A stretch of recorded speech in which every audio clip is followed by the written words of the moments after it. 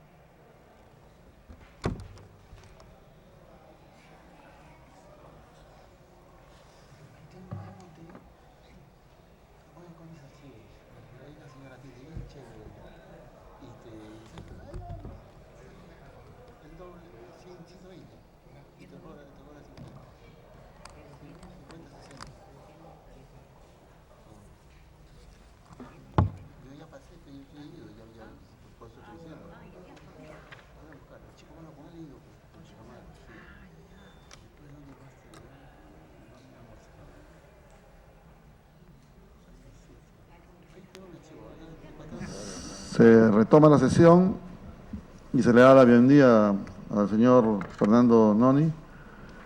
En esta oportunidad la comisión ha pedido la presencia para que pueda presentando el balance de su gestión y el rol de la SUNAS conforme a las modificaciones de la Ley General de Servicios de Saneamiento y a la Ley de Modernización de los Servicios de Saneamiento.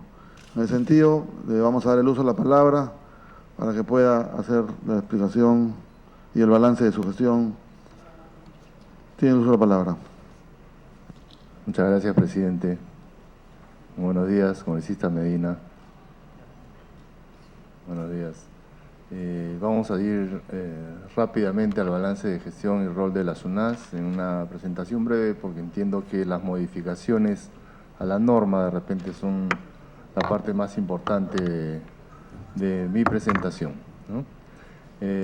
Respecto del trabajo que ha realizado la SUNAS en estos 3 años de nuestra gestión, es el primer punto. En el segundo punto veremos las modificaciones a la Ley General de Servicios de Saneamiento y en el punto final veremos las modificaciones a la Ley de Modernización de los Servicios de Saneamiento. ¿Podemos pasar, por favor, al primer punto? Gracias. Bueno, como usted sabe, el congresista está bastante al tanto del sector en el cual se desempeña la SUNAS. Es un organismo regulador de 50 empresas prestadoras de servicios de saneamiento a nivel nacional. Uno de los, creo que, avances importantes que hemos tenido es que ya estas 50 empresas tienen aprobado su plan maestro optimizado y su estructura tarifaria, y algunas de ellas ya están por el segundo quinquenio, ¿no? Esto es muy importante porque la tarifa es la base para la sostenibilidad de las empresas, ¿no? Si es que la tarifa no es suficiente para dar operación y mantenimiento a la infraestructura y para realizar inversiones, bueno, las poblaciones siguen creciendo y no hay forma de seguir incrementando la prestación del servicio, ¿no? Eso es algo que en general, digamos, que tenemos que entender en el país, de dónde van a salir los recursos para operar y mantener los servicios de saneamiento, si no es con la tarifa que tienen que pagar los usuarios, ¿no? Como segundo punto, se ha fortalecido la sostenibilidad de las EPS realizando diversos ajustes normativos, ¿no? Una de las cosas, por ejemplo, que no se podía hacer antes era incrementar la tarifa cuando ya una tarifa, un plan maestro optimizado había sido aprobado, ¿no? Pero a veces surgían proyectos nuevos que necesitaban o mayor inversión o una operación y mantenimiento adecuado. Interrumpimos la sesión de la Comisión de Inclusión Social en la que se presentó la ministra de la Mujer, Marcela Guaita, para dar pase aquí a la sala Francisco Bolognesi, donde en estos momentos se presenta Fernando Momijada, presidente del Consejo Directivo de la Superintendencia Nacional de Servicios de Saneamiento. Él ha sido invitado para exponer el balance de su gestión y el rol del SUNAS conforme a las modificaciones a la Ley General de los Servicios de Saneamiento y a la Ley de Modernización de los Servicios de Saneamiento. Veamos. Ha promovido bastante en este gobierno, en este quinquenio, y se requería hacer una modificación para que las obras construidas por obras por impuestos y que son entregadas a la empresa prestadora tengan también la sostenibilidad adecuada, ¿no? Entonces también hay esa posibilidad ahora de hacerlo, ¿no? Después hay otras dos posibilidades, que es por asociación pública-privada, si es que hay alguna obra que se ha construido en base a este modelo, pueda también incorporarse en la tarifa la operación y mantenimiento de esa infraestructura. Y finalmente los mecanismos de retribución por servicios ecosistémicos, que ha sido una total novedad en este quinquenio y de la cual explicaremos al detalle más adelante, ¿no? Después hemos tenido incrementos tarifarios en relación al cumplimiento de metas de gestión, algo que antes estaba vinculado, digamos, anualmente a un incremento por cumplimiento de metas de gestión. Es decir, si es que la EPS no cumplía con una meta de gestión en un año determinado, perdía el incremento, ¿no? Esto era contraproducente, porque si bien era un incentivo para que las empresas realicen sus metas y cumplan sus metas, digamos, si no lo hacían en el año que estaba fijado en el estudio tarifario, perdían todo, y si cumplían pasado ese año, no tenían dinero para operar y mantener esa infraestructura, con lo cual, digamos, estaba bien como incentivo para impulsar la meta, pero mal como sostenibilidad de la empresa, ¿no? Porque si la cumplían después, se quedaba sin la tarifa requerida para sostener esa inversión, ¿no? Entonces, eso también se ha corregido, ya se ha, digamos, liberado este cumplimiento de metas anualizado, ¿no? Pudiendo la empresa cumplirlo posteriormente y en ese momento tendría el porcentaje correspondiente a la meta que se alcanza en el año en que cumple efectivamente esa meta, ¿no? Y finalmente hemos hecho correcciones a la aplicación del IPM también, de los incrementos por inflación, algo que si no se aplicaba en un determinado momento, la empresa lo perdía. Esto no estaba siendo un incentivo adecuado porque los directorios o las gerencias de las empresas tendían a no aplicarlo y a perderlo, cuando en realidad la sanción debería de ser diferente a la no aplicación del incremento, ¿no? Eso también se ha corregido, ¿no? Después hemos establecido un régimen de transición entre quinquenios, es decir, cuando terminaba un plan maestro optimizado y la empresa no había presentado sus proyectos para aprobarlo en el plazo adecuado, se quedaba como en el limbo, un espacio tarifario en el cual requería que se expida una norma nuestra para ver cómo es que se regulaba en ese quinquenio. Por otro lado, generaba incentivos también inadecuados, ¿no? Porque a veces la empresa, sin tener una nueva tarifa, podía estar haciendo uso de fondos, por ejemplo, del fondo de inversión que quedaba sin regulación cumplido el quinquenio. Eso también lo hemos corregido ya. Hemos aprobado un nuevo esquema de subsidios aplicando el sistema de focalización de hogares.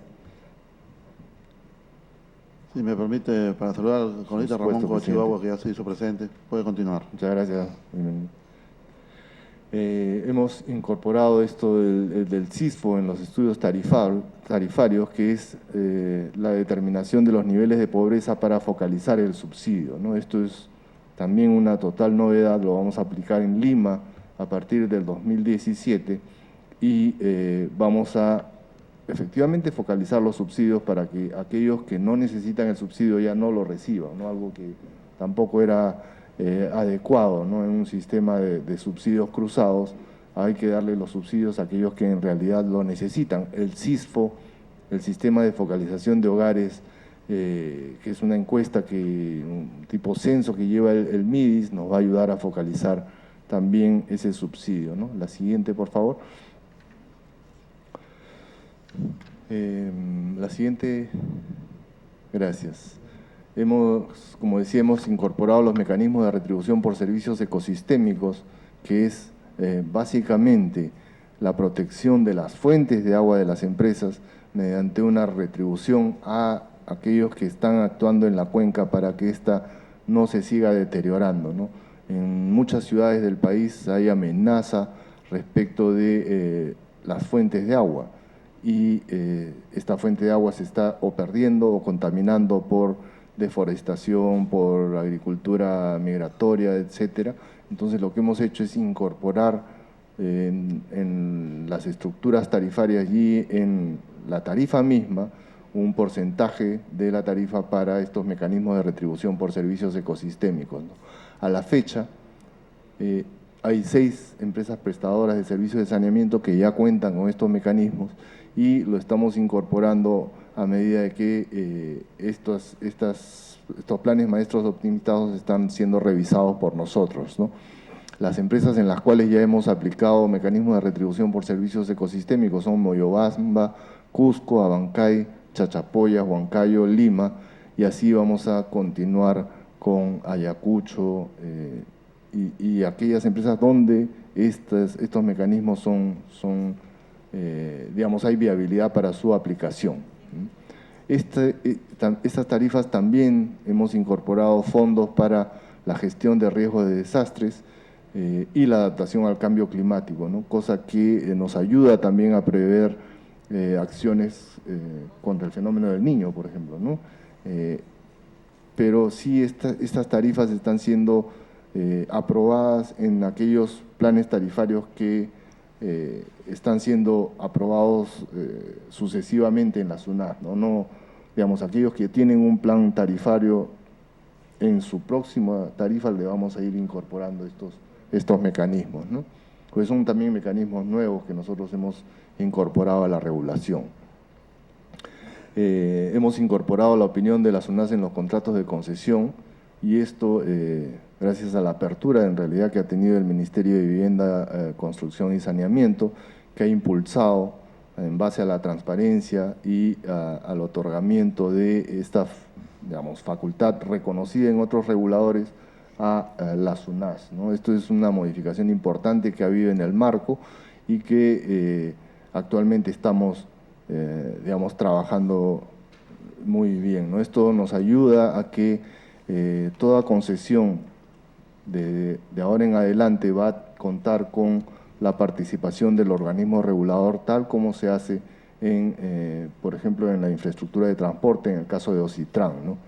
Antes de Provisur no teníamos esa participación activa en un contrato de concesión, esto se ha recuperado en este periodo y ahora el regulador, digamos, que está cumpliendo la función tal como le corresponde, ¿no?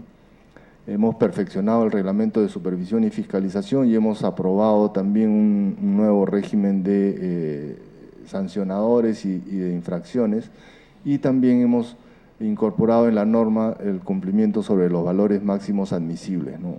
Esto de acá también ayuda a proteger las infraestructuras de las empresas porque prohíbe en algunos casos el arrojo de carga contaminante prohibida a los alcantarillados que destruyen los alcantarillados, y en otros casos permite a las empresas un cobro de un monto adicional por esta contaminación excesiva que pueden tener algunas industrias y comercios, ¿no? Hemos fortalecido también el sistema regulatorio a través de la cooperación con el gobierno japonés para dictar cursos de especialización en tratamiento de agua potable y tratamiento de aguas residuales. Hemos visto que en muchas empresas habían carencia respecto del conocimiento para tratar el agua potable. Entonces hemos sido muy intensivos, en 3 años seguidos hemos tenido cursos de capacitación específicos para operadores de plantas de tratamiento de agua potable y hemos logrado mejorar la calidad del agua que se distribuye a los usuarios de provincias, sobre todo en algunas provincias muy pequeñas, en el cual no estaba dándose el tratamiento de agua adecuado, ¿no? Hemos también formado profesionales del sector a través del curso de extensión universitaria. Todos los años la SUNAS tiene curso de extensión universitaria para egresados de los últimos años, en los 2 últimos años de las universidades, y para aquellos que todavía están estudiando para estudiar un curso de extensión y especialización en regulación y servicios de saneamiento, ¿no? Esto es muy importante y hemos otorgado hasta ahora 100 becas integrales a estudiantes universitarios, tanto de Lima como de provincias, incluyendo acá en Lima su estadía y transporte, ¿no? El cual son alrededor de poco más de 3 semanas en las cuales están concentrados estudiando temas relacionados a regulación y a la prestación de servicios de saneamiento, ¿no? La siguiente, por favor. En el campo de los regímenes tarifarios hemos realizado 22 audiencias públicas para aprobar estudios tarifarios que implicaron casi 3.000 reuniones con líderes de opinión y con asociaciones vecinales, autoridades locales, organizaciones de defensa de los consumidores y gremios de cada una de estas localidades donde hemos aprobado estudios tarifarios. Hemos desarrollado programas de gestores regionales también. Como usted sabe, presidente, y la comisión también, la SUNAS hay sitios en los cuales no tiene oficinas descentralizadas por tener un presupuesto insuficiente, ¿no? Entonces hemos trabajado con gestores en Madre de Dios, en Apurímac, en Huancavelica, en Tarapoto, en Ancash y en Ucayali. En todas estas ciudades nosotros deberíamos de tener oficinas, pero hemos tratado de suplirlo con estos gestores. Y finalmente hemos abierto ya 3 nuevas oficinas desconcentradas en Cajamarca, Chiclayo y Huánuco, con lo cual estamos con 16 oficinas descentralizadas, pero tenemos que tener oficinas en todas las regiones.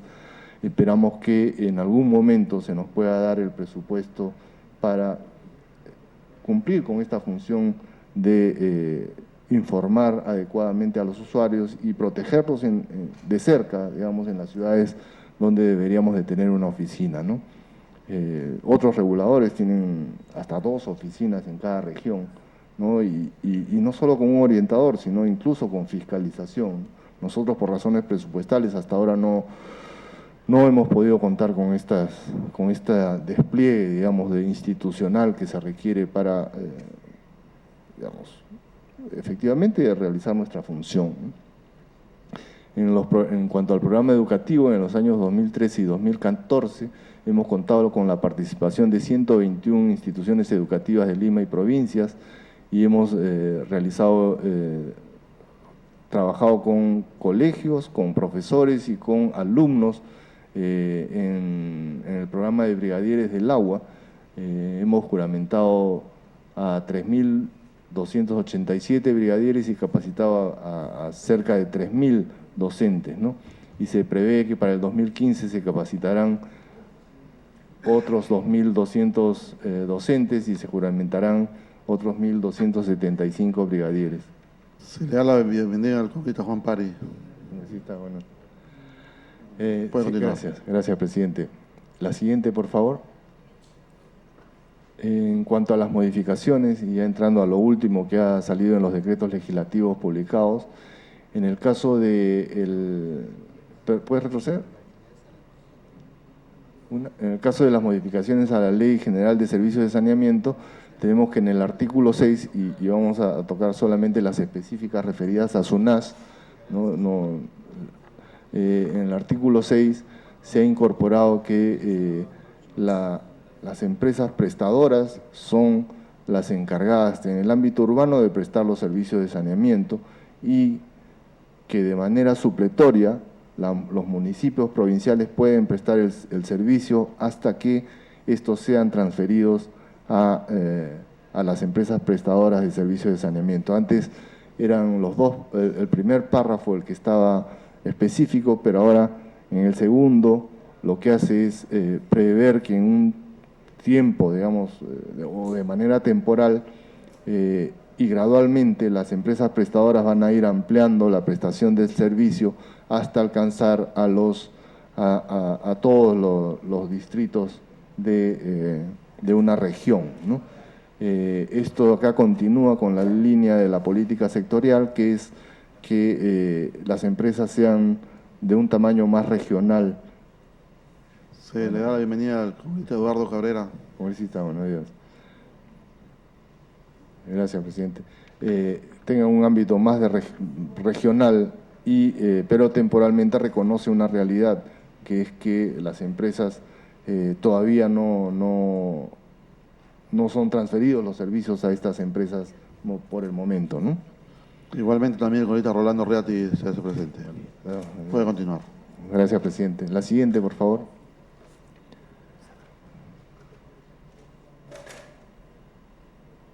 En el artículo 17 se ha incorporado a nivel de ley los valores máximos admisibles, que es lo que hablábamos antes. Estos valores máximos admisibles son parámetros que establecen las cargas mínimas que pueden ser, o máximas que pueden ser arrojadas a los alcantarillados, a partir de las cuales o hay una prohibición para el arrojo de determinados elementos químicos u orgánicos, o hay un pago adicional que tienen que hacer aquellos comercios o industrias que vierten estos desagües al alcantarillado sin un tratamiento previo, ¿no? Y esto básicamente está dirigido a proteger la infraestructura de las empresas prestadoras, ¿no? Ya no sea tanto del alcantarillado o de las plantas de tratamiento de aguas residuales, ¿no? Y finalmente también del medio ambiente, ¿no? Porque hay elementos que no van a poder ser tratados ni en las plantas de tratamiento de aguas residuales, si son arrojados van a ir directamente con esa característica al medio ambiente, ¿no? La siguiente, por favor. En cuanto al régimen tarifario, se ha añadido a la norma que antes existía que las tarifas son de aplicación obligatoria para todos los usuarios, sin excepción alguna, y que son nulos de pleno derecho todo acuerdo, convenio, pacto o disposición que establezca tarifas distintas a las aprobadas por la SUNAS.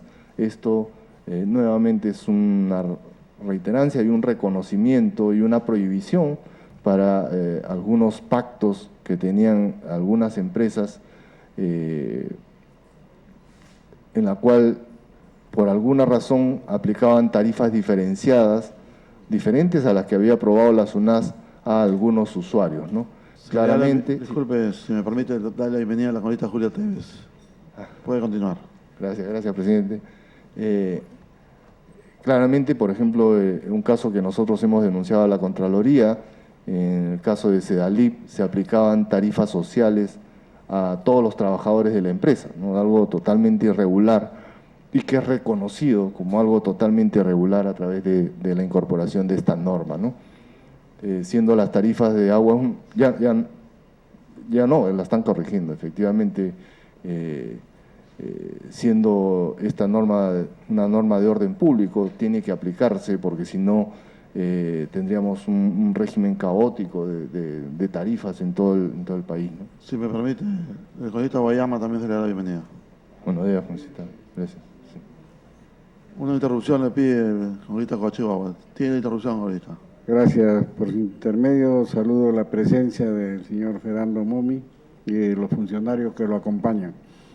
La verdad que lo felicito. Yo cuando llegué al directorio estuve trabajando siempre para que no haya esa diferencia, porque el público protestaba porque pagaban una tarifa de 6 soles y no se podía hacer nada porque era un pacto laboral que lo tenían ya de años eso, y la verdad que cómo es que han logrado que ya no tengan ese tipo de tarifa especial para los trabajadores. Puede continuar. Gracias, presidente. Sí, bueno, lo que hemos hecho es denunciarlo tanto a la Contraloría como al Ministerio Público, porque las tarifas de la SUNAT son unas tarifas, son una norma de orden público, no puede pactarse contra una norma de orden público como lo habían hecho, digamos, el sindicato. O sea, nosotros reconocemos los derechos de negociación colectiva y los pactos colectivos, pero igual los pactos no pueden ir contra el orden público. Entonces, digamos, por ahí hemos sido muy estrictos al respecto, lo hemos puesto en los estudios tarifarios y hemos considerado los ingresos como parte de y que no debería de haber ninguna discriminación tarifaria, ¿no? Ya la discriminación tarifaria la hace el organismo regulador con tarifas sociales, domésticas, residenciales, no residenciales, industriales, estatales, pero no pueden ellos hacer una diferencia con los trabajadores, ¿no? Además que incluso a los comercios de los trabajadores y de los gerentes se les daba tarifa social, ¿no? O sea, eso no puede ser, porque además, finalmente, quienes terminan pagando esas tarifas son el resto de los usuarios, ¿no? O sea, no es que la rebaja tarifaria sale de las utilidades de la empresa, no, son los propios, el resto de los usuarios los que está pagando estas tarifas para que estos obtengan de ahí un beneficio, ¿no? O sea, las negociaciones colectivas está bien, pueden ser incrementos salariales o condiciones laborales, ¿no? Pero esto no puede ser negociado como una condición laboral, y ese ha sido nuestro sustento, digamos, para que esto se vaya retirando, ¿no? La siguiente, por favor. En cuanto a las modificaciones de la Ley de Modernización de los Servicios de Saneamiento, tenemos las siguientes. Primero, se faculta a las empresas prestadoras de servicios de saneamiento, esto también es una novedad, y una novedad que en nuestro caso consideramos positiva, que se le permita comercializar residuos sólidos y subproductos generados en los procesos de tratamiento de agua potable y aguas residuales, es la primera, y que está referido a los lodos, básicamente, ¿no? La posibilidad de comercializar lodos luego de secados o luego de haberlos tratado, ¿no? Esto no existía antes y en nuestro caso consideramos que es positivo para generar un ingreso a la empresa prestadora, ¿no? Al ser un subproducto de una obligación que ellos tienen, que es tratar las aguas residuales, ¿no? En el literal B se ha establecido que se puede brindar el servicio de tratamiento de aguas residuales, así como comercializar el agua residual tratada con fines de reuso. Esto tampoco estaba establecido antes, y la incorporación consideramos que es positiva porque había como un vacío ahí. O sea, la empresa prestadora de servicios de saneamiento realizaba una inversión en una planta de tratamiento de aguas residuales y con un mantenimiento, digamos, que puede ser elevado hasta en algunos casos, dependiendo del tratamiento, conseguía que el agua tenga un uso diferente. Sin embargo, no estaba establecido hasta este decreto, hasta la expedición de esta modificación, que las empresas puedan vender esta agua, por ejemplo, para el riego de parques o jardines o campos de fútbol privados, ¿no? Esto creo que abre la oportunidad también para que las empresas tengan un ingreso adicional. Y también abre la posibilidad para que el agua residual que la empresa no trata pueda ser tratada por otro y a la vez pueda ser comercializada, ¿no? Hay casos en los cuales las empresas prestadoras pueden no estar tratando el agua residual, pero sí existe la obligación de que los riegos de parques y jardines se realicen con agua tratada. Entonces hay la posibilidad ahora de que la empresa entregue el agua sin tratar a una empresa privada o al propio municipio, a un municipio de una localidad, y que ellos la traten y con esa agua rieguen parques, jardines, ¿no? O incluso para los sectores agrícolas, ¿no? Podría ser, ¿no? Entonces sí creo que esa es una modificación positiva, ¿no? La siguiente, por favor.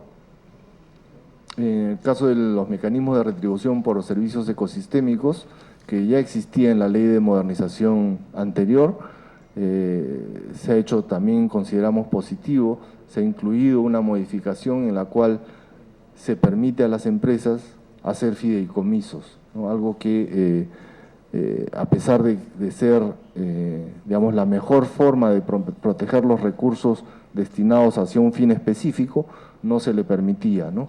Otra de las cosas que se le permite con esta modificación del artículo 15.5 es que las empresas quedan habilitadas efectivamente para hacer proyectos relacionados con mecanismos de retribución por servicios ecosistémicos.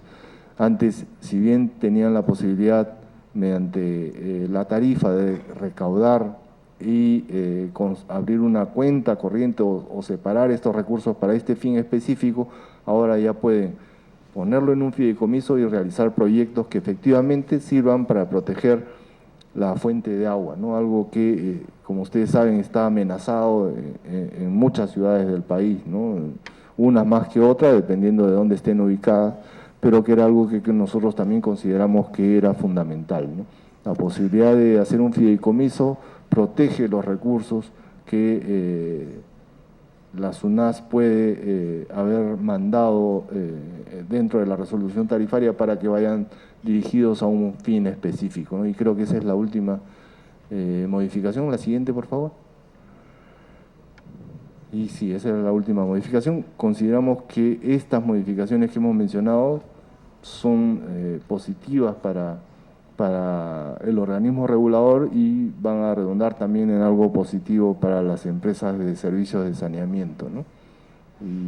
Y eso sería todo por el momento. Gracias, presidente, y quedo para cualquier interrogante que tuviera. Bien, la presidencia primero agradece al señor presidente del Consejo Directivo de Superintendencia Nacional de Servicios de Saneamiento por su exposición y invita a los señores congresistas a poder preguntar y hacer sus comentarios. Ahorita Eduardo Cabrera, luego ahorita Ramón Cocheo. Muchísimas gracias, señor presidente. Por supuesto, un saludo al distinguido visitante y, lógicamente, felicitarlo por su exposición. Pero hay una cosa que es muy importante, y no solamente yo, en este caso, soy procurador de la República, pero represento a la región de Ica, y si hay un problema en Ica, y lo veo no solamente en cada una de las provincias que conforman la región o el departamento, sino que no solamente de Ica, sino de muchísimos pueblos del Perú y muchos distritos, es que el tratamiento de las aguas residuales prácticamente no existe. Se hace de una manera bastante elemental. Y yo entiendo que, lógicamente, el régimen bacteriano, una vez que pierde oxígeno, muere. Pero eso no quiere decir que no sea una afectación al medio ambiente, la manera como en realidad se dispone de esas aguas muchas veces de una manera indebida, y otras veces no se hace nada por corregirlas. Entonces, ustedes tienen una labor muy importante de ponerse en contacto con los municipios, sea gobiernos locales, ¿no?, como también con los gobiernos regionales, para que sea una política de gobierno y de Estado, ¿no?, el tener que hacer el tratamiento de las aguas servidas. Fíjense, en el caso de la costa del Perú, los valles como los de Ica, que hoy día son, lógicamente, valles que están dedicados a la producción de hortalizas y frutales, más que nunca necesitan, definitivamente, de que el tratamiento de las aguas servidas sea realmente bien estricto. Y no ocurre eso. Yo sé perfectamente que se necesita un presupuesto, se necesita una política de Estado y con un presupuesto que lo acompañe, pero que es una realidad que tenemos, y creo que no es solamente en el caso de Ica, sus provincias y sus distritos, sino creo que es un problema generalizado en el Perú. En el caso, lógicamente, de Lima, yo sé que hay un tratamiento en el caso de la Tahuada y tengo entendido que van a terminar pronto la cuestión de la Chira, pero después estamos hablando de muchas ciudades del Perú que no tienen ese mismo tratamiento, y en el caso definitivamente de Ica, como le digo, es algo que a mí me impresiona porque de alguna forma u otra tiene que haber una política regional y locales para poder la manera de tratar estas aguas servidas. Muchas gracias. Tiene la palabra ahorita Ramón Cocheo. Gracias, presidente. Por su intermedio, quiero hacer la pregunta al ingeniero Momi. En Trujillo hay muchas empresas que no utilizan el agua potable que vende Sedalip. Les sale más barato comprar en tanques, tienen una embocadura en la puerta de generalmente negocios, ahí vienen, ponen una manguera y llenan con tanque nada más. O sea, lo que la empresa hizo fue, como no se le podía cobrar el agua, se le cobraba el servicio de alcantarillado, porque las empresas de saneamiento brindan dos servicios, uno de agua y otro de alcantarillado. Pero el gobierno tendría que tomar medidas más fuertes porque esa agua, sabe Dios de dónde lo traerán, no es agua tratada, debe ser agua de subsuelo seguramente, ¿no?, que van comprando, aunque ahora ya va a ser más difícil porque van a tener que pagar, porque hay muchas empresas en Trujillo que usan el agua del subsuelo y no pagan porque dicen que es agua agrícola. Pero ha salido últimamente una norma, una ley que va a obligar a todas esas empresas a que el agua sea manejada por las empresas de saneamiento, que van a tener otro ingreso, y nosotros por años hemos peleado para haciéndole juicio todo, y hasta que salí nunca le pudimos ganar los juicios. Inclusive a las empresas pesqueras que están en Puerto Chicama no le podíamos cobrar. Me gustaría que tomen medidas en eso y obligar a las empresas a que utilicen agua potable, ¿no? Porque generalmente son hoteles, restaurantes, lo que usan es agua de pozo. Bueno, el agua, y la otra es, como dice que ya le están dando libertad a las empresas para poder comercializar. En esa época se trató de hacer agua de mesa, y no nos autorizaban porque decía que era solamente para tratar agua potable, y nosotros veíamos empresas que no tienen agua, vendían agua de mesa, y nosotros que somos los productores de agua podríamos vender de mejor calidad y a mejor precio, ¿no? Pero no teníamos la autorización. No sé si ahora con estas nuevas normas es permitido eso, ¿no? Gracias, señor presidente. Se le agradece la participación al señor Ramón Cochabamba y se le invita a hacer uso de la palabra al señor economista Juan Pari. Muchas gracias, presidente. Bueno, es estratégico que este sistema regulador del agua potable, del agua de consumo, sea fortalecido, y no solamente en términos de iniciativa y de gestión, sino también en términos legales. Pero cuando se habla de valores máximos admisibles, no solamente hay que verlo por el lado de los vertimientos, por el lado de la producción, ahí hay temas muy, muy preocupantes.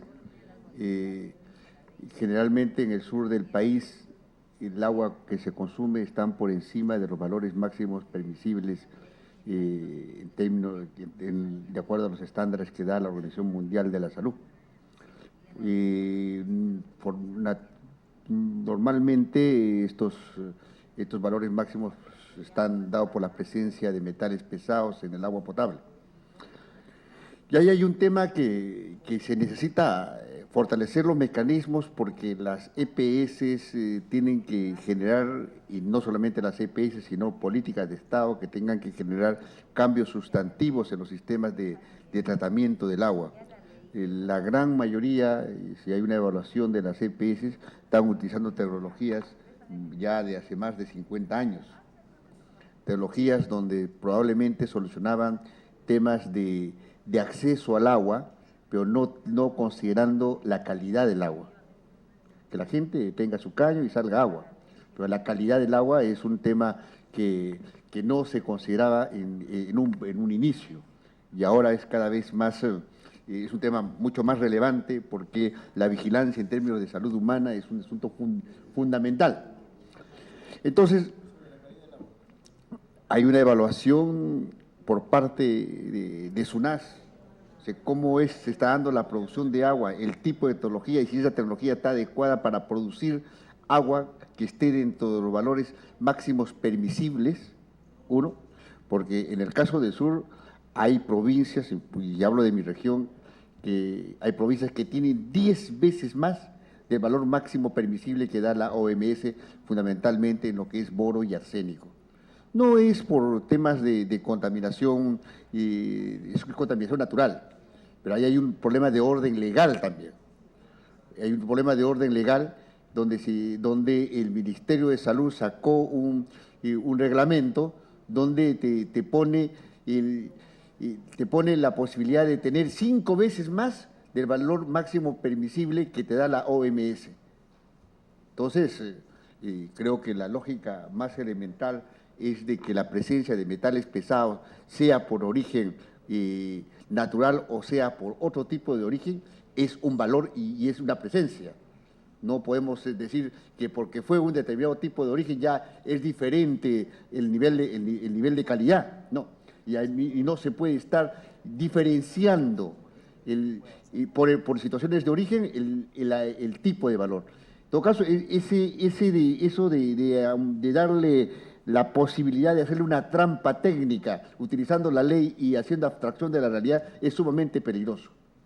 Sumamente peligroso porque estamos poniéndole 5 veces más y admitiéndolo, ilegalmente admitiéndole 5 veces más de lo que permite la OMS.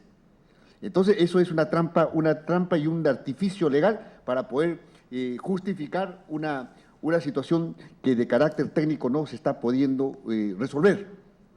Y eso es, no sé cómo está en otras regiones, pero a nivel del sur es sumamente fuerte. Uno, por la existencia de una cadena volcánica y te permite y hace que el agua sea así, y por lo tanto implica una mayor inversión y una mejora de tecnología para tratar esos tipos de metales pesados. Entonces, ese es un tema, por ejemplo, crítico. Lo otro a la cual se refería acá mi colega, sobre los vertimientos y el asunto sobre las aguas residuales. Todavía las tecnologías en términos de tratamiento son casi muy elementales. La gran mayoría de EPS hacen pozas y simplemente se dedica a la naturaleza. Entonces, y existiendo tecnologías para poder ¿cómo se llama? Hacer procesos de recuperación y reutilización de esa agua para fines inclusive productivos. Porque si no se inserta estos tratamientos con actividades productivas y si no lo hacemos y no lo insertamos en procesos que puedan contribuir, obviamente a veces dicen, bueno, que se trate como pueda, y no es así. Entonces se necesita una mayor fuerza en relación a cómo se está haciendo estos vertimientos. En las zonas urbanas, bueno, siquiera hacen sus pequeñas plantas. En las zonas rurales el asunto es mucho más crítico. Zonas rurales aparentemente tienen su sistema de agua, desagüe y todas esas cosas, pero todo se va al río, se va a la quebrada y empiezan a contaminarse. Y cuando vemos los indicadores y decimos, no, si tiene sistema de saneamiento, si lo tiene, ya se checking y no hay ningún problema, y en todos los informes pareciese ser que estuvieran sin ningún tipo de dificultad y sin ningún tipo de problema.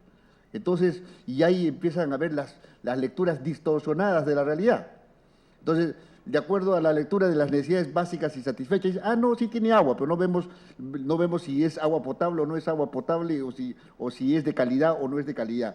No, sí tiene su sistema de saneamiento totalmente adecuado, pero no vemos si el agua se va al río o genera temas de contaminación. En todo caso, son elementos sumamente sensibles y cada realidad tiene su caso particular, pero me parece muy importante que se esté poniendo en la norma el tema ya de los valores máximos permisibles o admisibles, pero no es solamente hay que mirar por el lado de los vertimientos, sino por el lado del origen también, por el lado de la producción y el servicio del agua que la gente consume.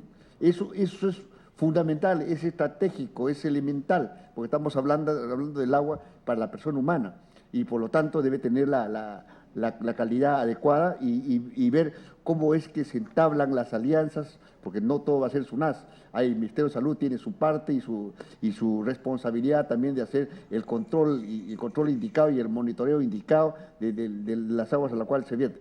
En todo caso, ¿cómo está viendo esto SUNAS, ¿no? Muchas gracias, presidente. La congresista Julia Tevez tiene el uso de la palabra. Señor presidente, muchas gracias. Quiero saludarlo a don Fernando Momi en el cargo, lo conozco buen tiempo, felicitarlo por estar presente aquí en la comisión.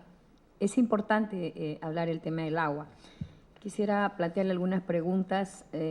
Tengo entendido que hay ya 50 EPEs que están reguladas Quisiera saber cómo estarán los estudios tarifarios en la ciudad del Cusco, específicamente a la ciudad a la que represento. Tenemos en este momento subsidios de agua mediante CISFOT. ¿Cómo va el avance respecto a los subsidios en los servicios de agua potable que tenemos? El nivel de avance y también en el alcantarillado. Eso es importante para nosotros para dar a conocer el día viernes, la Comisión de Vivienda va a estar en la ciudad del Cusco. Y sería pertinente gracias a la presidencia del congresista Manuel Merino. Y sería importante estos datos, presidente, llevar a la ciudad del Cusco en su calidad de presidente y poder dar a conocer porque aún existen incomodidades porque hubo un incremento tarifario respecto al servicio de agua. Si esto es regular o irregular, de ser así, para dar a conocer a la población. Y tenemos un régimen de transición entre quinquenios regulatorios. Eso también sería pertinente darnos a conocer respecto al Cusco, cómo se viene desarrollando. Muchas gracias, señor presidente. Se le agradece a la señorita Julia Tevez. Comparto la preocupación de la congresista. Yo creo que es importante saber justamente en parte de las informaciones que había hecho el señor jefe de SUNAS, era justamente esta gestión de riesgos de desastres, que seguramente es lo que está motivando la pregunta de la congresista. Y espero sería bueno, digamos, aclarar ese monto fue socializado, a ver cómo han desarrollado ese sistema. El otro tema es en lo relacionado al nuevo esquema de subsidios del servicio de agua y alcantarillado, que ha favorecido a los usuarios de acuerdo al CIFO, más pobres a partir del año 2017. Se empezará la implementación en la ciudad de Lima. ¿Solo será para Lima o se irá descentralizando a otras zonas del país? Creo que eso sería importante. Creo que también sería importante dentro de la exposición hecha por el señor jefe de SUNAS, lo relacionado a la incorporación de la opinión de SUNAS en los contratos de concesión con Proinversión. ¿En qué consiste esta opinión? ¿Qué tanto, digamos, es importante y qué tanto toma de la decisión final, ¿no?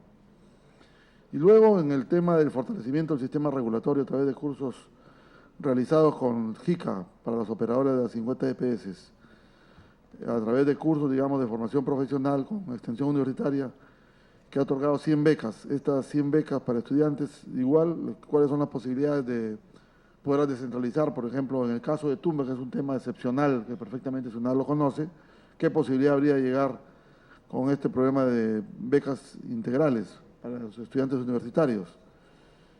Y por último, que quizás no ha sido parte de la exposición, pero creo que sí es parte de las preocupaciones que estrictamente venimos recibiendo, es lo relacionado sobre la prestación de servicios que realiza la empresa Atusa.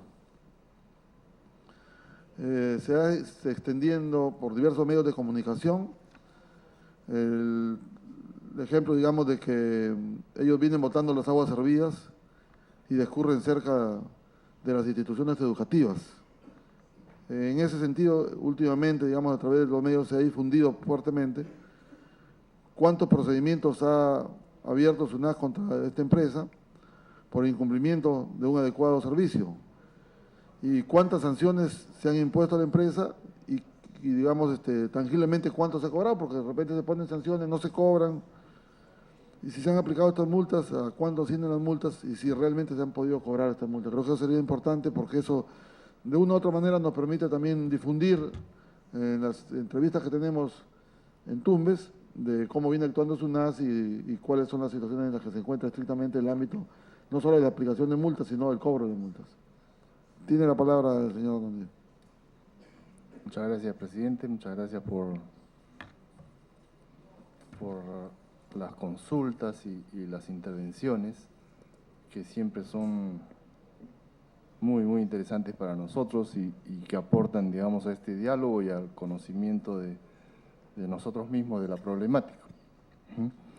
En el caso del congresista Cabrera, preguntaba por la planta de tratamiento de aguas residuales y si esto es una política regional, local o debería de serlo. En nuestro caso consideramos que el tratamiento de aguas residuales en realidad debe ser una política nacional, ¿no? Sin embargo, el tratamiento de aguas residuales tiene un costo. El tratamiento de agua potable que mencionaba el congresista Pari también tiene un costo.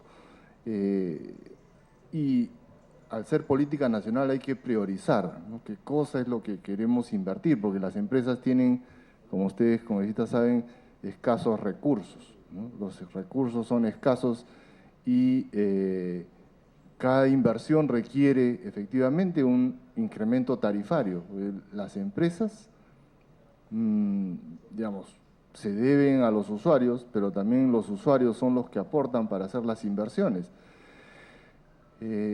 La empresa, si bien son accionistas de las empresas los municipios no aportan capital a las empresas. El gobierno nacional es el que está permanentemente transfiriendo recursos para que las obras se hagan en las empresas a los gobiernos regionales y a los gobiernos locales. Estos gobiernos regionales y locales son los que realizan las obras y estas son posteriormente transferidas a las empresas. Pero si esto no sucede, otra posibilidad es que los propios gobiernos regionales o los propios gobiernos locales transfieran recursos a las empresas y que éstas realicen las inversiones, lo cual en nuestro caso no lo hemos visto en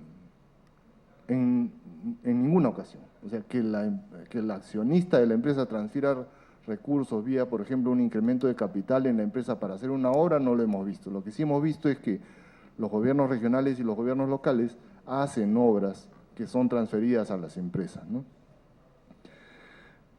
En muchos casos también hemos visto que estas obras están mal hechas, ¿no? Y eso es lo que genera, ustedes conocen muy bien seguro el caso del alcantarillado en Iquitos, ¿no? Ha habido varios programas de televisión que han hablado al respecto, o de las plantas de tratamiento de aguas residuales que se hicieron en Iquitos, ¿no? Eso, sí. Una interrupción, la señorita Julia Tevez tiene la interrupción. Muchas gracias, presidente. Quiero aprovechar precisamente el viernes, vamos a estar en el Cusco, presidente, hay un tema importante. Son 47 millones que ha transferido el Ministerio de Vivienda para poder hacer la renovación de los tubos de Piuray, pero sinceramente después de 40 años que no ha habido renovación, pasa de que el proceso se viene cayendo ya por segunda vez.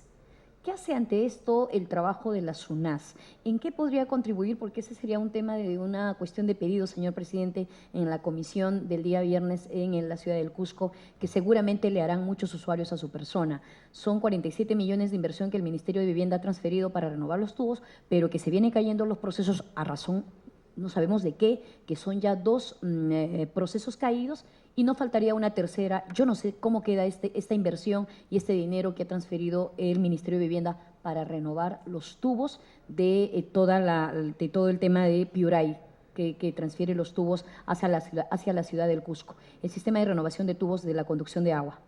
Gracias. Agradece a la congresista. Continúe, señor Móvil.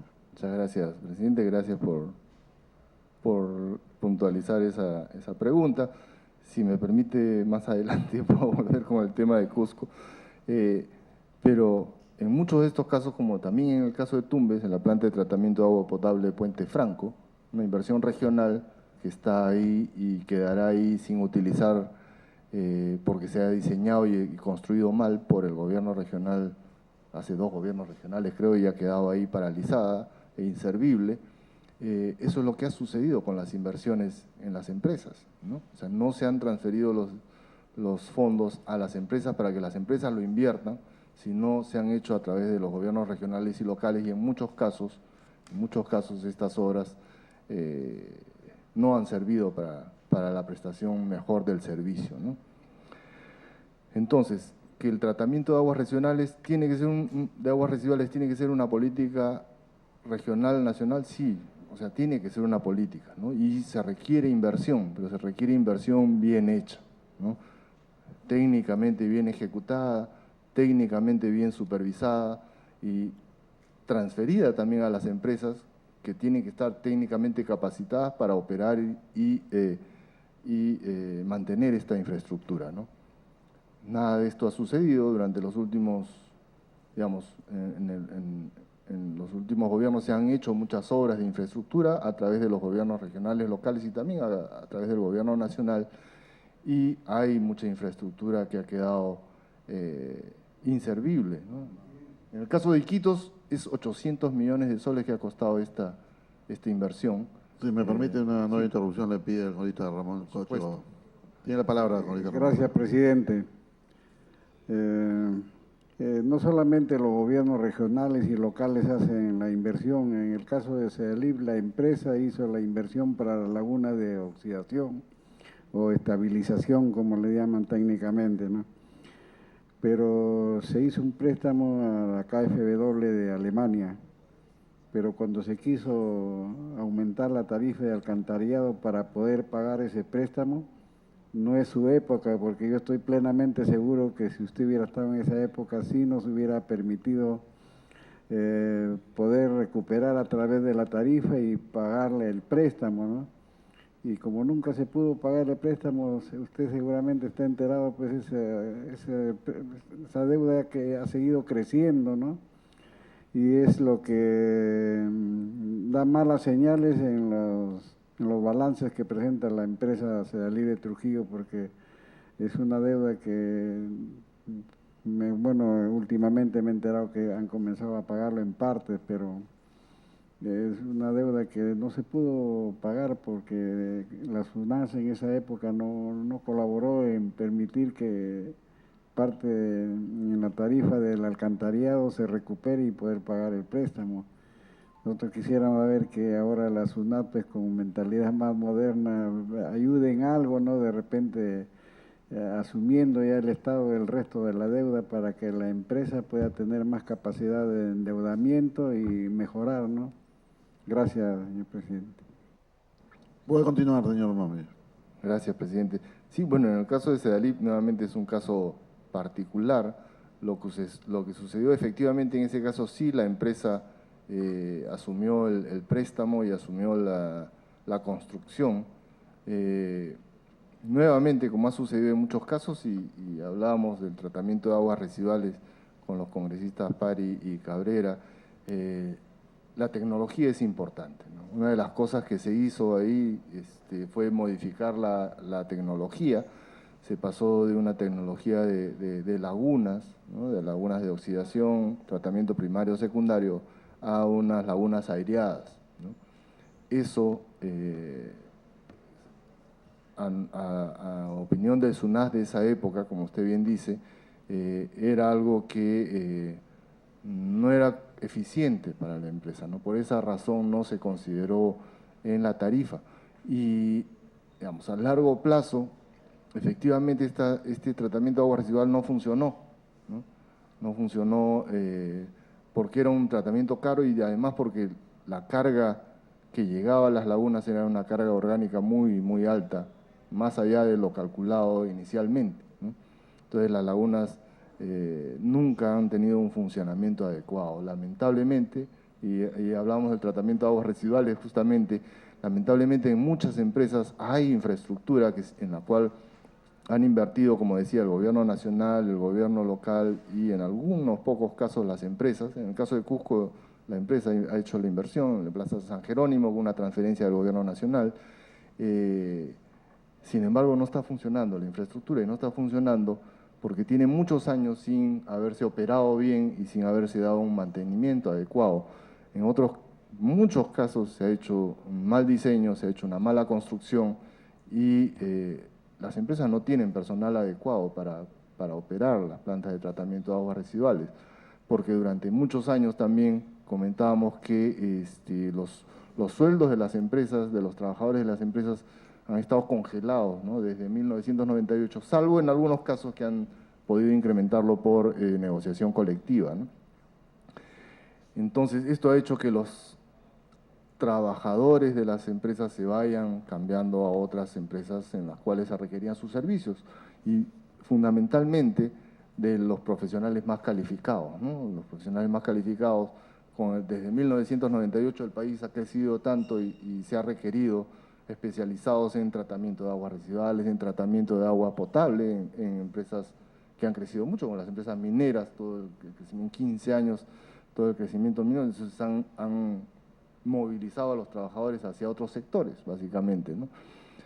Y han perdido el personal más capacitado, muchas empresas, ¿no? Y como no ha habido reajuste tampoco salarial en esos casos, no han podido contratar, ¿no? O sea, un ingeniero sanitario, lo máximo que tienen algunas empresas para pagar son 2.500 soles, ¿no?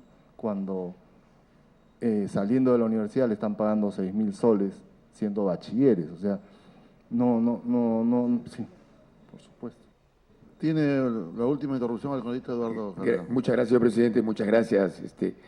Fíjese, en realidad lo que acaba usted de decir acerca efectivamente de las empresas mineras y los centros mineros que hay en general en el Perú, ya que tienen una cierta infraestructura, ellos sí tienen un tratamiento adecuado a las aguas servidas, eso sí es verdad.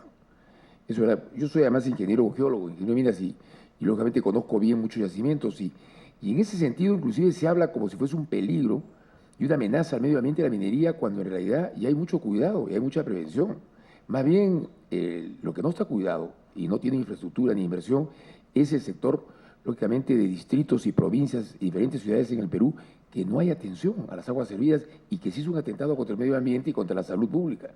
Y eso hay que tenerlo muy presente porque estamos en realidad equivocando el camino de lo que hay que solucionar ese problema, ¿no? Y claro, se requiere para todo presupuesto, pero para hoy día hay tratamiento para las aguas servidas de una manera distinta al pasado, ya las piscinas de oxidación de alguna manera u otra forman parte del pasado.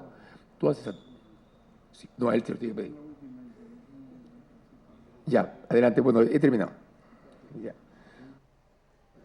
Tiene la interrupción el congresista Cocho. Gracias, presidente.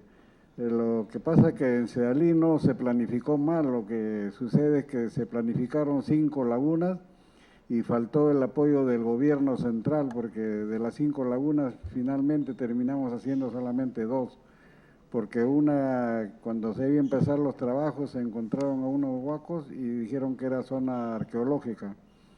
En la zona del Golf, la población se levantó y dijeron por una ONG que estaba ahí instalada, y dijeron de que iba a ser motivo de mal olor y abundancia de roedores y no dejaron construir la laguna en la zona del Golf. Y Santa Rosa, que se había comprometido a ceder el terreno, también por las protestas del Golf, también desistieron y finalmente, como dice el ingeniero, solamente 2 lagunas soportan todo el desagüe que tiene Trujillo y sus alrededores. Gracias, presidente. Puede culminar. Así es, sí, bueno, efectivamente, hablando de las tecnologías, hay, digamos, las lagunas de oxidación que son las clásicas y las más baratas de operar, porque mucho tiene que ver con los costos, ¿no? Hay los RAFAs, ¿no? Los reactores anaeróbicos de flujo ascendente, hay lagunas aireadas como Covicorte y Cortijo de Trujillo, hay lodos activados, ¿no? Efectivamente, todas estas tecnologías se pueden emplear y el Ministerio, el sector está trabajando unos parámetros para ver dónde se tiene que aplicar cada tecnología y cuándo es adecuado aplicarlo, porque el otro problema es que toda esta tecnología requiere una operación y mantenimiento. La que resulta más cómoda para los usuarios es la de las lagunas, pero efectivamente requiere más terreno, requiere un tiempo ahí de estar los residuos digamos, en el tratamiento, en las lagunas, y a veces ya no hay terrenos en muchos casos. Entonces se requiere hacer cosas más compactas. Esas cosas más compactas lo que está resultando es en incrementos tarifarios que la población no está en capacidad de pagar en muchos casos. O sea, por ejemplo, para una población puede costar las lagunas, donde sí hay terreno, un 10% de incremento, ¿no? Donde se hace un lodos activados en la misma empresa puede costar 400% de incremento, ¿no? O sea, sí es, digamos, algo a tener en cuenta, porque hay que considerar que es el tratamiento de aguas residuales, cuando, como decía el congresista Pari, de repente lo que deberíamos de empezar es el tratamiento del agua potable, ¿no? Efectivamente, en el caso del tratamiento de agua potable, lo que ha sucedido es que ha salido una norma de la Dirección General de Salud que establece y recoge unos estándares que las empresas tienen que aplicar, ¿no? Nuevamente, tenemos que hablar de costos, ¿no? Porque aplicar esos estándares implican inversiones, ¿no? Estas inversiones, ¿quién las va a hacer? Una de dos. O hacemos una política de hacer plantas de tratamiento de agua potable para cumplir esos estándares, o hacemos incrementos tarifarios para poder hacer las inversiones. O sea, no hay, digamos, muchos sitios de donde obtener dinero suficiente para cumplir con los estándares, considerando que se tienen que cumplir, por ser una norma, ¿no? Sí. Si me permite, señor, una interrupción, el economista Juan Pare tiene la palabra. Bueno, yo creo que son dos puertas de entrada. En todo caso, aquí no vamos a resolver el tema. Es un tema también de carácter técnico y también de decisión y voluntad política. Y en el caso de los vertimientos, claro, si lo entendemos pasivamente, y decimos, ya, la cosa se limita a quien genera esos vertimientos y por tanto lo que lo pague. Pero sin embargo hay demandantes de esos vertimientos. En el caso de Arequipa se utiliza Cerro Verde y se lo ha llevado y asume el tema, porque necesita esa agua. Ya. ¿Quiénes necesitan esa agua? Esos son los que realmente van a demandar y por lo tanto van a asumir los costos. El tema es cómo es que se maneja creativamente, porque si lo vemos pasivamente como están las cosas, entonces obviamente vas a decir, no, que lo pague el usuario, que lo pague el ciudadano. No, el tema es que hay que explorar otros elementos, porque si estamos simplemente viendo el status quo no vamos a solucionar absolutamente nada. Entonces hay que ver qué tipo de demanda, qué tipo de exigibilidad existe sobre este recurso. Si lo introducimos en sistemas productivos, en sistemas agrícolas o en sistemas industriales,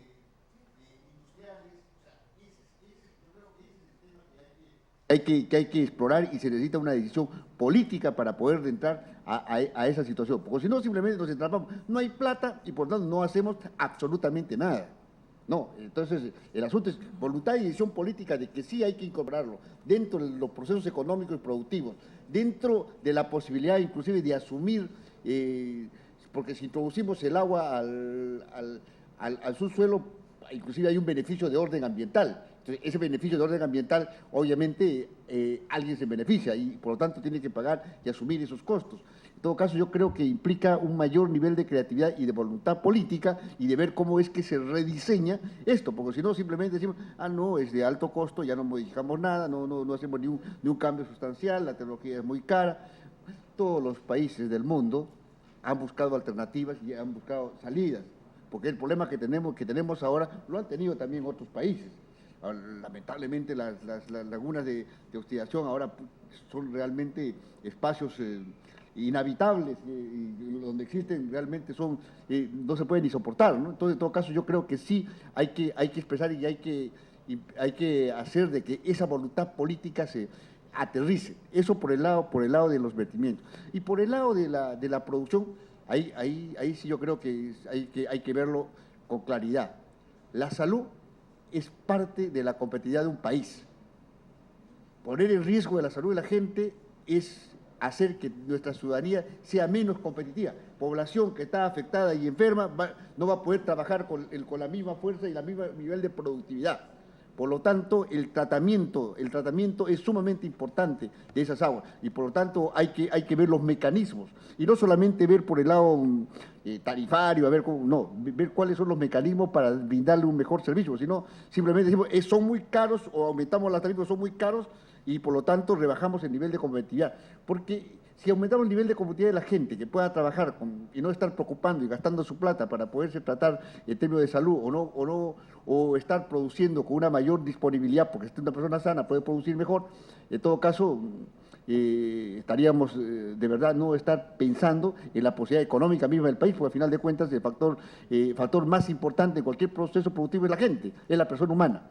Y es por eso que sí hay que verlo por ese lado y no hay que verlo por el lado de simplemente del gasto y el costo, sino hay que ver cómo hacemos una inversión social y una inversión clara para mejorar la calidad del agua. Porque si solamente nos quedamos ahí, que yo sé que es importante ver nuestras restricciones presupuestarias, pero también hay que ver la dinámica y la perspectiva que puede generar posibilidades económicas y de afirmar competitividad a partir de eso. Mire, procesos inclusive de transformación, procesos que tienen que ver con temas, y se lo digo, yo yo soy de Tacna, tenemos una zona franca que no ha resuelto su problema de agua. ¿Qué atracción en procesos de transformación agroalimentaria puede absorber esa zona franca? Absolutamente nada, por más leyes que le demos.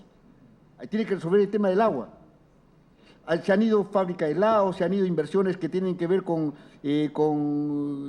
producción de galletas, se han ido inversiones. Se han ido inversiones porque simplemente no se puede ofertar y decir, aquí tenemos agua, por lo tanto de buena calidad, y por lo tanto se puede hacer procesos de transformación y que se pueda generar competitividad. El agua hay que ver en términos de salud, en competitividad construida por el lado de salud, pero también competitividad por el otro lado, porque se pueden afianzar procesos productivos muy interesantes. Es decir, aquí la cosa se produce pero con agua sana y no con agua de mala calidad. Eso te genera y aumenta posibilidades de ingreso por otro lado, te inyecta. Y porque, como le vuelvo a decir, si solamente lo vemos pasivamente en términos de costos, realmente ahí nos empantanamos. Tenemos que ser mucho más incisivos, mucho más dinámicos, mucho más proactivos en relación a este tema y verlo más bien como oportunidades y de poder posibilitar procesos positivos para el país. Muchas gracias. Puede continuar, señor Mami. Muchas gracias, presidente. Bueno, sí, de acuerdo con el congresista, hay que buscar esa fórmula y en el caso de Arequipa efectivamente se ha encontrado una fórmula muy efectiva para solucionar el problema del tratamiento de aguas residuales, que es conveniente, yo creo, tomar como una señal muy, muy positiva para las otras empresas prestadoras. En el caso del agua potable, lamentablemente se han puesto unos estándares de la Organización Mundial de la Salud, efectivamente, y no se ha entendido que estos estándares son recomendaciones, no son una norma. Y estos estándares ni siquiera han sido adoptados por Estados Unidos, ¿no? Porque no está en capacidad de cumplirlos, ¿no? Porque efectivamente hay fuentes de agua que vienen muy cargadas de ciertos elementos. Actualmente, la empresa prestadora de Tacna cumple los estándares porque la norma que está vigente durante un plazo que efectivamente tiene adecuación, porque no podría entrar en vigencia el Decreto Supremo 035, que es para aplicar los nuevos estándares de inmediato, porque requiere efectivamente construir una planta de tratamiento de agua potable. O sea, no hay forma de que en el caso de la EPS Tacna, de un día para otro, cumpla los estándares, porque digamos, hace 70 años que tiene las plantas de tratamiento que tiene, porque no se han hecho, digamos, nuevas inversiones en la empresa, y ese es el agua que ha venido entregando. No es que los estándares del agua cruda hayan cambiado, no es que hayan aumentado la cantidad de arsénico. Me permite una nueva interrupción, pero acaba de... la última para el congresista Juan Pari, que tratar de no hacer polémica. Sí, le agradezco. Hay que tener mucho cuidado cuando se dice sobre el tema de los estándares. Los estándares no se hacen porque se les antoja. La Organización Mundial de la Salud no lo hace porque le da la gana. Hay una evaluación y hay criterios de orden técnico por qué se determinan esos estándares. Y lo otro es de que no podemos estar justificando una pésima disposición que da el Ministerio de Salud poniendo estándares que dicen 5 veces más. Y me parece absurdo de decir que porque es de origen natural, vale, no afecta, y lo que es lo otro origen sí puede afectar. No, es un tema igual, es un valor, es un valor químico, y por lo tanto es un valor químico que sea de un origen o de otro origen. Entonces, lo que sí yo creo que hay que decir con claridad, ya, yo le puedo entender de que no hay la tecnología y para poder, o no se aplica, todo eso se entiende, pero no se puede estar avalando del manejo de los subestándares y esa manipulación legal que lamentablemente se dio para poder esconder nuestro manejo de subestándar, porque ahí es una manipulación legal, es ponerle la ley sobre la realidad y tratar de ocultar una realidad. Y la realidad es que se está haciendo 5 veces más que la OMS, esa es la realidad. 5 veces más, y se está admitiendo y se está formulando una trampa legal para poder simplemente admitir un asunto que es negativo. Y esa admisión hace de que no haya inversiones, no haya cambio tecnológico, no, entonces nos quedamos con los 5 veces más socialmente admitido y políticamente admitido y legalmente admitido. Nos estamos engañando. Yo creo que ahí la cosa hay que decirla así con franqueza. Yo entiendo que sí hay temas de inversión, hay temas de la falta de una mayor proactividad en términos legales, pero no podemos estar ocultando los subestándares. Si son subestándares, hay que decir son subestándares. Y lo que ocurre aquí son subestándares. Porque en todo caso, díganos, la OMS te plantea estándares a su antojo, no es así. Hay elementos de carácter técnico y es un organismo totalmente reconocido a nivel internacional y no podemos estar menospreciando los estándares que plantea la OMS. Muchas gracias. Antes de quiero dar la bienvenida al congresista Víctor Crisólogo. Bienvenido aquí a la comisión, congresista Crisólogo. Puede continuar, señor Mómez. Sí, bueno, tampoco decía yo que los de la OMS eran locos. Yo me imagino que ellos efectivamente hacen investigaciones de salud para establecer esos estándares, ¿no? Lo que decía más bien era que no voy a defender a la Dirección General de Salud, ellos tendrán que venir acá a explicar por qué han establecido esos estándares, esas normas y por qué han dado los plazos que han dado para una adecuación, porque también me imagino que ellos han considerado que de un día para otro no se pueden cumplir esos estándares y por eso han puesto un plazo de 5 años para hacer el PCC y el PAS, ¿no? Que son el plan de adecuación sanitaria, que tiene un plazo, y el plan de control de calidad, ¿no? Para nada he tratado de menospreciar a la OMS, ¿no? Por el contrario, efectivamente, lo único que decía yo es que ni siquiera Estados Unidos ha establecido esos estándares, ¿no? Con lo cual, yo lo que creo es que tampoco en Estados Unidos están locos para tomar cualquier estándar, ¿no? Respecto en el caso de SEDALI, efectivamente ha salido una norma para que, y eso sí es una norma importante dada por el Ministerio, que efectivamente permite a las empresas, dentro del ámbito de su jurisdicción, controlar la extracción del agua subterránea, ¿no? Efectivamente, como mencionaba el congresista Kobashikawa, durante muchos años hay empresas que han pagado, han conseguido a través del Poder Judicial sentencias que les permitía pagar, digamos, lo mínimo a la Autoridad Nacional del Agua por el recurso hídrico, sin pagar todas las inversiones o todas las obras o todas las operaciones y mantenimiento que se tiene que hacer para recarga del acuífero, por ejemplo, ¿no? Entonces, tanto en el caso de SEDALIP como en el caso de SEDAPAL se ha revertido y se ha dado una norma en la cual ahora va a ser posible, a través de una metodología, calcular una tarifa que le correspondería pagar a estos comercios e industrias que hacen extracción de agua subterránea dentro del ámbito de las empresas, ¿no? Y ahí sí tenemos nosotros un encargo que es de aprobar la metodología y posteriormente aprobar la tarifa, ¿no? Eso ha sido una modificación importante también impulsada en el Ministerio de Vivienda, Construcción y Saneamiento, que hay que reconocer, ¿no? Esto va a cortar todos estos procesos que se han venido siguiendo tanto en el Tribunal Fiscal, el Tribunal Constitucional o acciones de amparo que se han hecho para no pagar la tarifa que tenía SEDAPAL o SEDALIP en el caso de empresas industriales y comerciales con fuente de agua propia, ¿no? Yo creo que hay que también reconocer eso, ¿no? Respecto de las pesqueras estaban, digamos, algunas de ellas que tienen pozos estaban también dentro de este régimen y dentro de esta, digamos, salidas legales que habían conseguido, ¿no? Por otro lado, se mencionaba que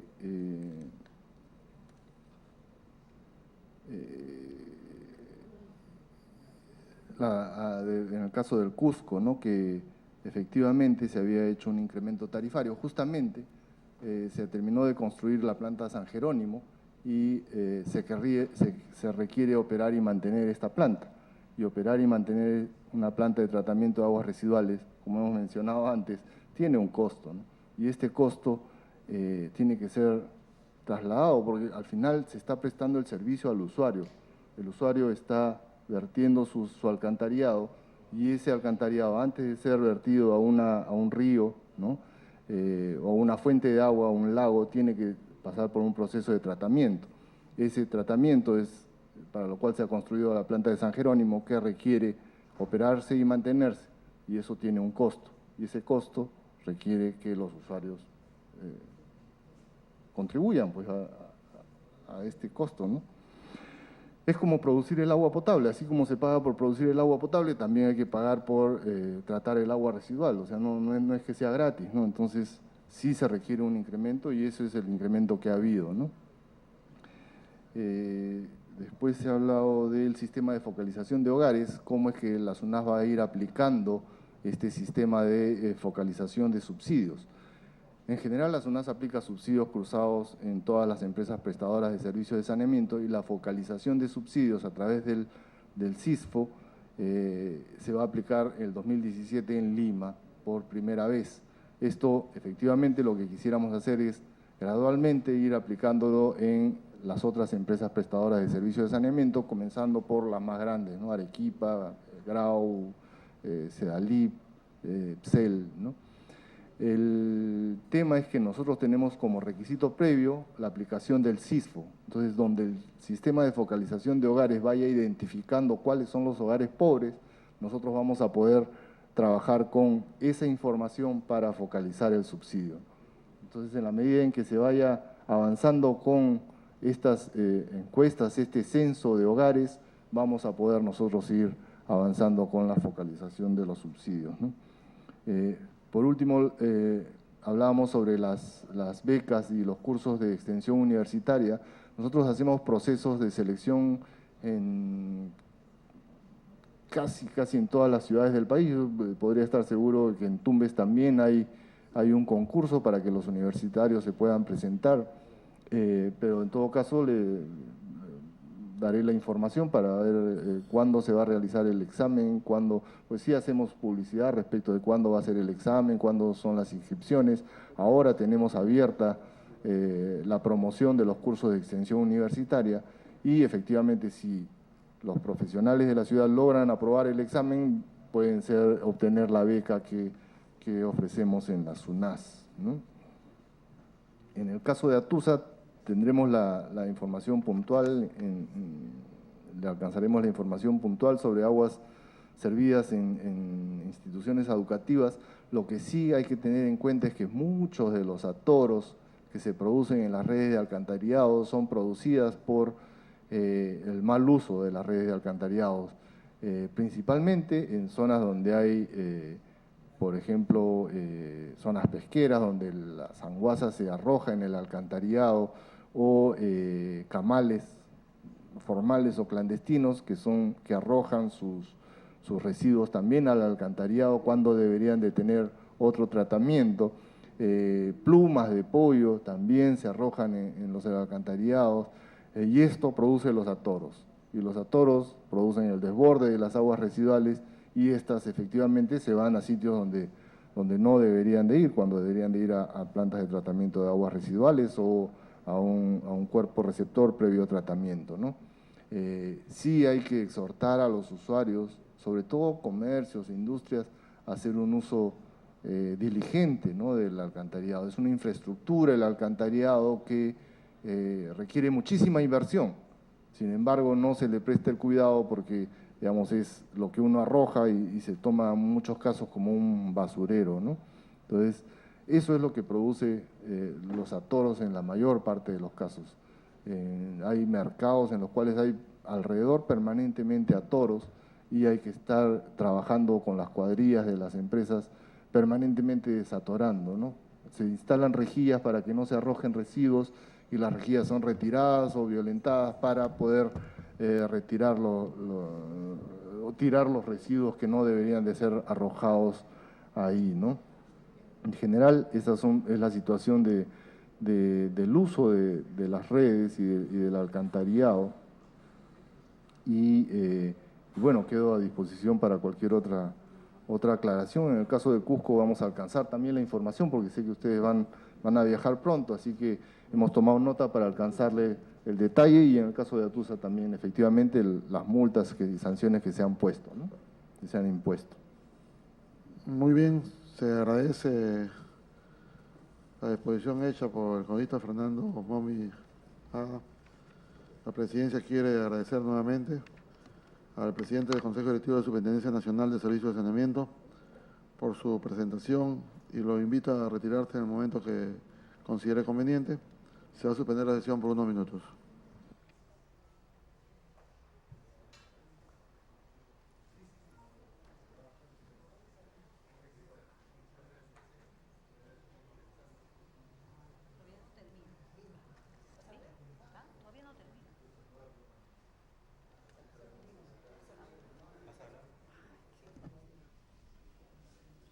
Bien, ha sido la presentación del presidente del Consejo Directivo de la SUNAT, el señor Fernando Momi Haga. Él ha hecho un balance de la gestión y el rol de la SUNAT conforme a las modificaciones a la Ley General de los Servicios de Saneamiento y a la Ley de Modernización de los Servicios de Saneamiento. Respecto a su gestión... Bien, señores congresistas, habiendo culminado la participación del señor Fernando Momis, se reanuda la sesión. En esta oportunidad, ya encontrándose presentes la congresista Julia Tevez, el congresista Antonio Medina, el congresista Juan Chihuahua, el congresista Cabrera, el congresista Juan Pari y el congresista Crisólogo, dejando constancia de la licencia de los congresistas Walter Hacha y Carlos Brus, contando con el quórum de reglamento. Se inicia la 8ª sesión ordinaria de la Comisión de Vivienda y Construcción. Se ha repartido junto con la citación del acta de la 7ª sesión ordinaria. Si no hubieran observaciones, la daríamos por aprobada al voto. Los señores congresistas que estén a favor, sírvanse de levantar la mano. Que estén en contra, abstenciones, aprobado por unanimidad. Se ha repartido junto con la citación la sumida de los oficios emitidos y recibidos, así como los proyectos de ley ingresados a la comisión. Si algún congresista es de interés, puede solicitarlo a la Secretaría de la Comisión. Pasamos a sección informes y pedidos. La presidencia pone a disposición de los congresistas la sección de informes y pedidos. Si algún congresista tuviera algún informe y algún pedido, puede hacer el uso de la palabra. La presidencia quiere informar que el día viernes 23 de octubre, a las 9 de la mañana, se realizará la 4ª audiencia pública descentralizada, evaluación y seguimiento de los programas de saneamiento y vivienda en la ciudad del Cusco, en la sala Sacsayhuamán de la Municipalidad Provincial de Cusco. Si algún congresista desea formular algún informe relacionado a estos temas, se les invita a los miembros de la comisión para que nos puedan acompañar a esta sesión descentralizada. Al Cusco hay vuelo desde muy temprano y hay vuelos para regresar en el día. Igualmente, en sección pedidos, ahorita queremos informar a la presidencia de que había una denuncia que ha salido en los medios públicos sobre la planta de tratamiento de Huachipa. Y ahí queremos solicitar la presencia del jefe de CEAPAL para ver qué es lo que han hecho ellos estrictamente en el ámbito de esta obra que ha costado más de 820 millones de soles, que ha sido construida por el consorcio Empresa Camargo Correa y OTB de Brasil y OTB de Francia.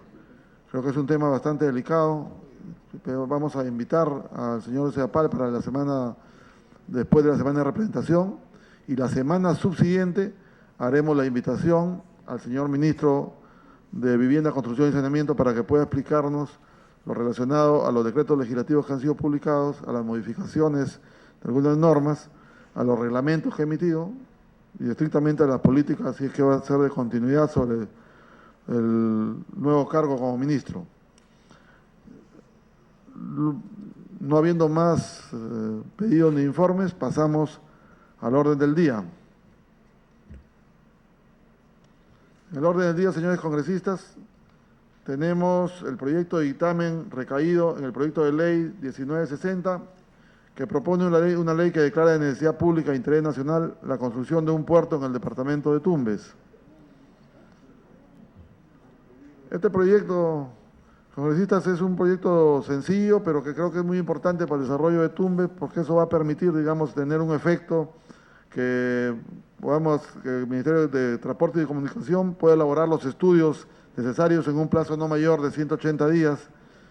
Y este proyecto en el análisis se fundamenta principalmente en la cadena de exportación, tanto actuales como potenciales, en las características que se vienen dando a nivel nacional, en la generación de divisas, y se puede inferir estrictamente en el ámbito del impacto económico que podría tener esta región Tumbes, de la cual el Parlamento aprobó un proyecto de ampliación de frontera agrícola, y creo que había que trabajar un tema paralelo. En ese sentido, se ha pronunciado a favor de la aprobación de el Ministerio de Comercio Exterior y Turismo, el Gobierno Regional de Tumbes y ADEX. La propuesta es artículo 1, objeto de la ley, declarar de necesidad pública e interés nacional la construcción de un puerto en el departamento de Tumbes con la finalidad de poder promover el desarrollo socioeconómico y una política de fronteras vivas. En el artículo 2 son acciones de encargarle al Ministerio de Transporte y Comunicación en un plazo no mayor de 180 días calendarios contados a partir de la fecha siguiente a la vigencia de la presente ley, la elaboración de los estudios necesarios que permitan viabilizar la ejecución de la obra a que se refiere el artículo precedente. Congresistas, si algún congresista quiere hacer uso de la palabra, caso contrario pasaríamos al voto. Tiene la palabra el congresista Rolando Reati. Presidente, gracias. Mire, si es un proyecto de ley que se declara necesidad pública, ¿por qué le tenemos que poner 180 días, un acto mandatorio? O sea, para que haga el proyecto. Usted sabe que todo proyecto se tiene que hacer de acuerdo a la caja fiscal. Y yo creo que solo quitando eso, no haciéndole mandatorio, sino que es declarar necesidad pública, yo creo que sería más importante. Si de lo contrario esto no estaría bien, ¿no? Porque por un lado No, dice que yo creo que no hay por otro ninguna lado objeción sobre los comentarios que está haciendo ahorita Rolando Reati. En este caso el artículo se dejaría artículo único, y yo creo que en eso no habría ninguna otra objeción. Correcto. Siendo así, retirando el artículo segundo, solo como artículo único el primero, efectivamente. Se sometería al voto los congresistas que estén de acuerdo. En contra, aprobado por unanimidad.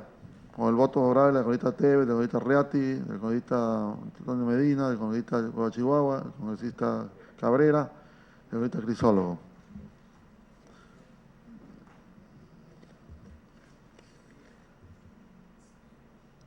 Aprobado, el dictamen ha sido aprobado por unanimidad. La presidencia solicita aprobar la dispensa de la aprobación del acta para tramitar los asuntos en materia de la presente sesión. Los que estén a favor, cierren levantar la mano. En contra, abstenciones, aprobado por unanimidad. Agradeciendo a los señores congresistas por su asistencia y participación, siendo